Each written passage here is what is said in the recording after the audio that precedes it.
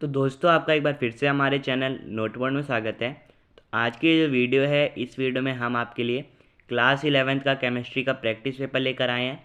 Official practice paper है, अभी थोड़ी देर पहले ही सीबीएसई ने जारी किया है सेकंड टर्म के लिए। तो पूरा वीडियो जो है आप एंड तक देखिएगा। इसी वीडियो के एंड में हम आपको इसके क्वेश्चंस भी जो इसमें दे रखे हैं, इसके आंसर्स आपको जो ऑफिशियल आंसर है सीबीएसई ने जो जारी किए हैं वो आपको दिखाएंगे। ठीक है, तो चलिए वीडियो शुरू करते हैं।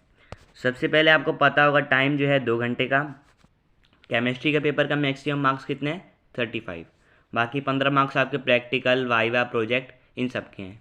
ठीक है, फिर जनरल इंस्ट्रक्शंस देख लीजिए। एक क्वेश्चन पेपर जो है इसमें टोटल 12 क्वेश्चन है और कुछ क्वेश्चन जो है उनमें इंटरनल चॉइस दी हुई है। 3 सेक्शन है, सेक्शन ए, बी और सी। सेक्शन ए में क्वेश्चन नंबर 1 से 3 तक है, जिसमें आपको बहुत शॉर्ट आंसर लिखना है और ये 2-2 मार्क्स के हैं। फिर सेक्शन बी में आपको 4 से लेके 11 तक क्वेश्चन है जो शॉर्ट हैं, लेकिन आपको थोड़ा बड़ा लिखना है। ठीक है, सेक्शन ए के मुकाबले थोड़ा सा बड़ा लिखना है और ये 3 मार्क्स का है। सेक्शन सी जो है उसमें एक क्वेश्चन है, क्वेश्चन नंबर 12, जो केस बेस्ड है और वो 5 मार्क्स का है। ठीक है, तो ये मार्क्स डिस्ट्रीब्यूशन था। जो सारी क्वेश्चन है कंपलसरी है और लॉग टेबल्स और कैलकुलेटर्स का यूज़ अलाउड नहीं है। ठीक है, तो पेपर देख लीजिए। सेक्शन ए, फर्स्ट क्वेश्चन का फर्स्ट पार्ट क्या है? Name the intermolecular forces present between, A है NH3 और बी है आयोडीन गैस। इन दोनों में कौन सा इंटरमोलिकुलर फोर्स प्रेजेंट है? सेकेंड है prove that volume of an ideal gas is zero at absolute zero of temperature. ठीक है, एक एक मार्क्स के हैं दोनों पार्ट। फिर सेकेंड क्वेश्चन है, उसका first part defined standard enthalpy of formation. Second part है what will be sign of entropy change in the reaction 2SO2 gas plus O2 gas gives 2SO3 gas. Sign of entropy बताना है। ठीक है, sign of entropy change. फिर question 3 है, 3 का first part why is KO2 paramagnetic. KO2 जो है वो पैरामैग्नेटिक क्यों है?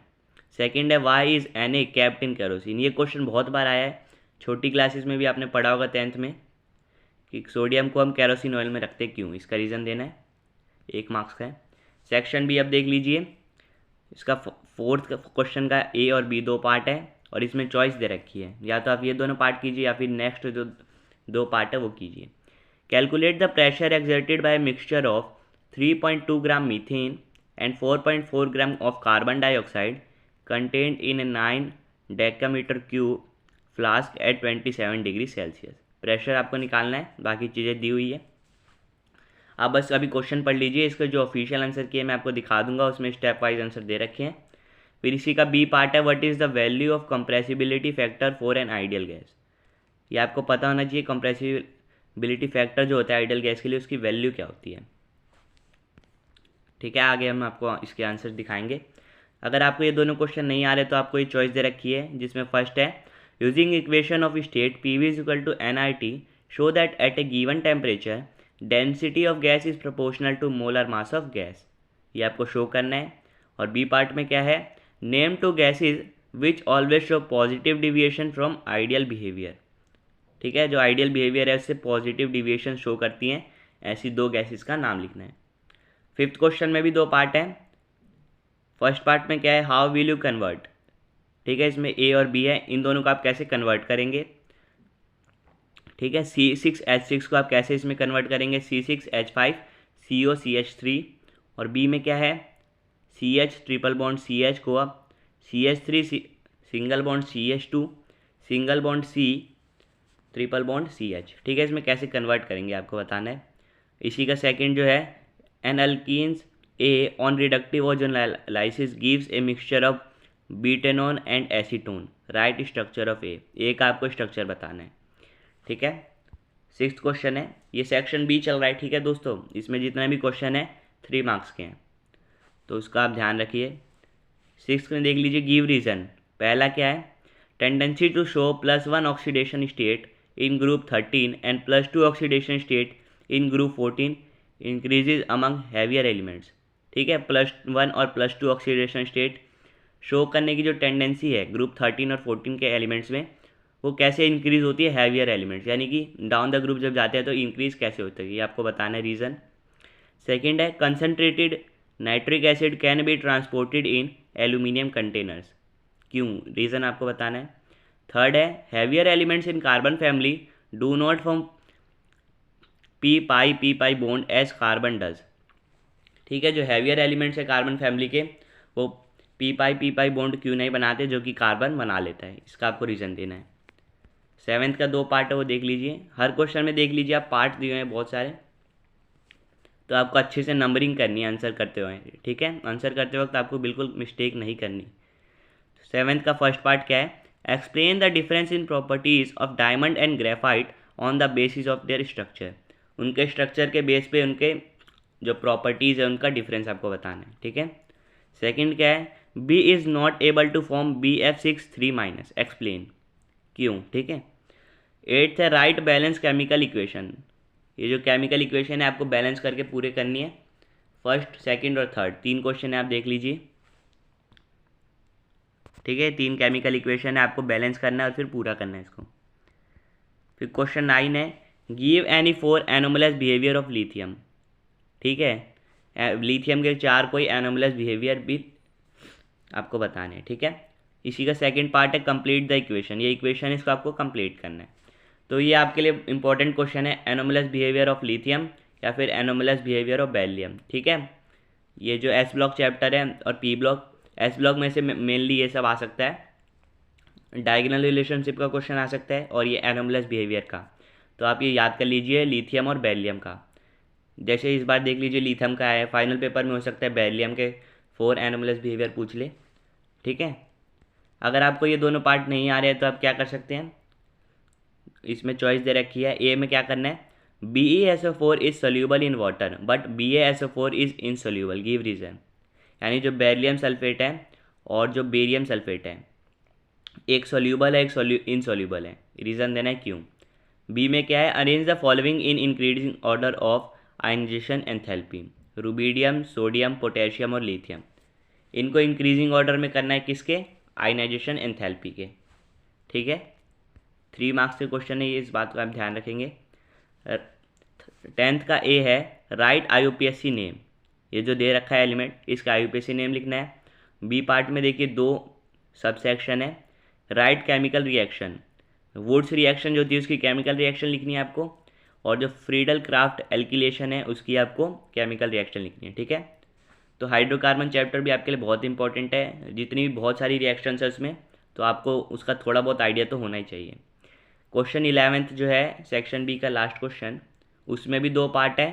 एक ए में क्या है, calculate enthalpy of formation for benzene from given data, enthalpy of formation जो है बेंजीन का ये डेटा दिया हुआ है 3, इनके हिसाब से आपको बताना है, फर्स्ट सेकंड और थर्ड, आप रिएक्शन देख लीजिए, ठीक है। इसी का बी पार्ट है 11th का, डिफाइन इंटेंसिव प्रॉपर्टीज़, पता होगा आपको 2 तरह की प्रॉपर्टीज़ है, एक्सटेंसिव और इंटेंसिव, तो इंटेंसिव क्या होती है वो आपको डिफाइन करना है। अगर आपको ये पार्ट नहीं आ रहे हैं तो आप और इसके चॉइस दे रखी है वो कर सकते हैं। उसमें ए है for a reaction 2A + B give C at 298 kelvin, delta H क्या है 400 किलो जूल पर मोल, डेल्टा S क्या है यानी entropy change 0.2 kilo joule per kelvin per mole, calculate the temperature at which the reaction becomes spontaneous considering delta H and delta S to be constant over the temperature range, ठीक है, आपको temperature इसमें बताना है। और इसका B part क्या है, give to conditions when delta H and delta U become equal, 2 condition देनी है जब डेल्टा H और डेल्टा H और जो डेल्टा U है वो इक्वल हो जाए, ठीक है। डेल्टा H क्या है, hydration enthalpy, change in hydration enthalpy, और delta U change in internal energy, ठीक है। यहाँ पे जो था सेक्शन बी खत्म होता है, यहाँ पे देखिए मिस प्रिंट है, सेक्शन सी है, ठीक है। ये आपको केस स्टडी बेस्ड क्वेश्चन है, इसको आपको पढ़ के 5 क्वेश्चन है उनका आंसर देना है, 5 मार्क्स का क्वेश्चन है ये, लास्ट क्वेश्चन, आराम से पढ़ लीजिए, ठीक है। फिर इसी के बेस्ड पे देख लीजिए 4 क्वेश्चन दिए हुए हैं, इसका जो मार्क्स डिस्ट्रीब्यूशन है मैं अभी आपको दिखाऊंगा, आंसर की मैं अच्छे से दे रखा है, पहले आप एक बार इसको ध्यान से देख लीजिए। फर्स्ट क्वेश्चन क्या है, Addition of a drop of HCl to an acidic buffer of acetic acid and sodium acetate does not produce any appreciable change in pH of solution. Why? ये आपको पढ़ के ही इसमें आंसर देना है, इसमें ही आंसर होगा.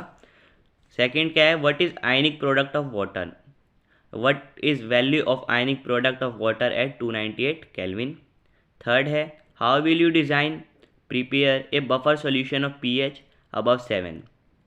फोर्थ में आपको चॉइस दे रखी है, calculate pH of 10⁻³ m NaOH solution, या फिर ionization constant Ka for acetic acid is 2 × 10⁻⁵.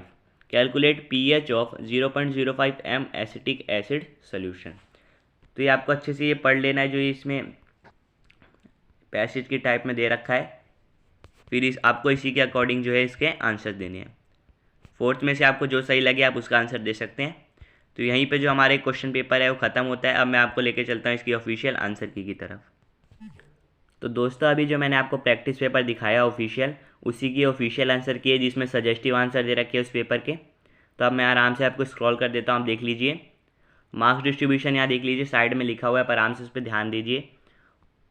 ठीक है, उसका भी आपको ध्यान रखना जरूरी है कि कौन सा सब, क्योंकि आपको दिख रहा है कि हर क्वेश्चन में क्या है, सब पार्ट दे रखे हैं. तो कौन सा पार्ट जो है कितने मार्क्स का ये भी आपको पता होना चाहिए. उस हिसाब से आप अपना आंसर कर सकते हैं.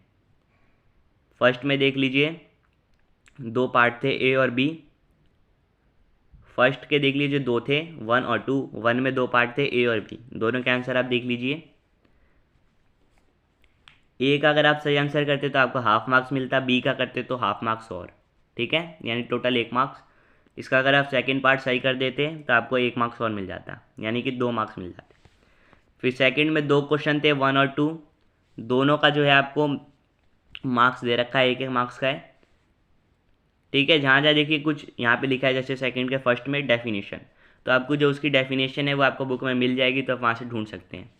ठीक है, ये बस सजेस्टिव आंसर है. थर्ड का देख लीजिए 2 पार्ट थे, दोनों 1-1 मार्क्स के. दोनों के आंसर यहाँ दिए हुए. ठीक है, थर्ड तक आपका सेक्शन ए था. अब आता है सेक्शन बी जिसमें हर क्वेश्चन 3 मार्क्स के हैं. तो फोर्थ में देख लीजिए किस तरीके से है. फोर्थ में चॉइस भी थी, तो आप उसके भी आंसर देख लीजिए. ठीक है, फिफ्थ क्वेश्चन आप देख लीजिए यहाँ पे आराम से. फिफ्थ के फर्स्ट में 2 पार्ट्स थे ए और बी, दोनों 1-1 मार्क्स के, और सेकंड जो था 1 मार्क्स का, टोटल 3 मार्क्स का हो गया. उसमें चॉइस भी थी, वो भी आप देख लीजिए. ठीक है, फिर क्वेश्चन 6 में 3 पार्ट्स थे, तीनों 1-1 मार्क्स के, टोटल 3 मार्क्स. क्वेश्चन 7 में देख लीजिए 2 पार्ट थे. फर्स्ट पार्ट आपका 2 मार्क्स का है जिसमें आपको कोई 2 डिफरेंस लिखने थे, और सेकंड पार्ट जो है आपका वो 1 मार्क्स का है. तो ये जहाँ पे देख लीजिए आंसर नहीं दिया गया, लिखा गया जैसे यहाँ पे लिखा है एनी 2 डिफरेंस, ऊपर लिखा था डेफिनेशन, तो वो इसलिए है क्योंकि आपको इनके जो आंसर है वो बुक में मिल जाएंगे. ठीक है, तो आप वहाँ से भी सर्च करके आराम से इसको लिख सकते हैं. फिर भी अगर आपको कोई डाउट है या किसी क्वेश्चन का आंसर नहीं मिल रहा है तो प्लीज़ कमेंट सेक्शन में ज़रूर पूछिएगा, हम आपको उसका आंसर ज़रूर बताएंगे. ठीक है, 8 क्वेश्चन देख लीजिए, 3 पार्ट थे, तीनों 1-1 मार्क्स का. फिर 9th क्वेश्चन जिसमें चॉइस थी.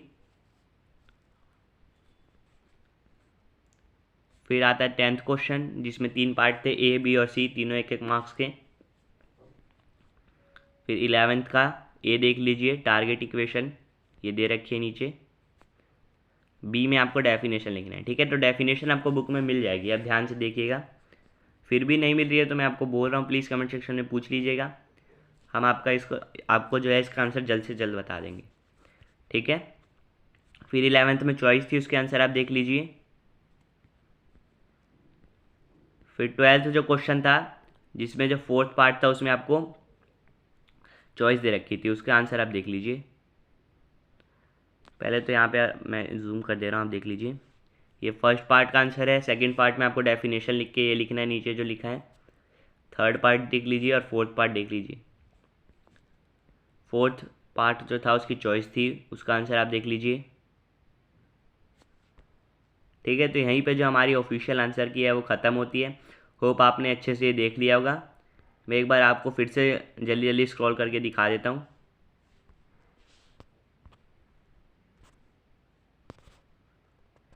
ध्यान से देख लीजिए, ठीक है, क्योंकि केमिस्ट्री का पेपर भी आपके लिए बहुत इंपॉर्टेंट है।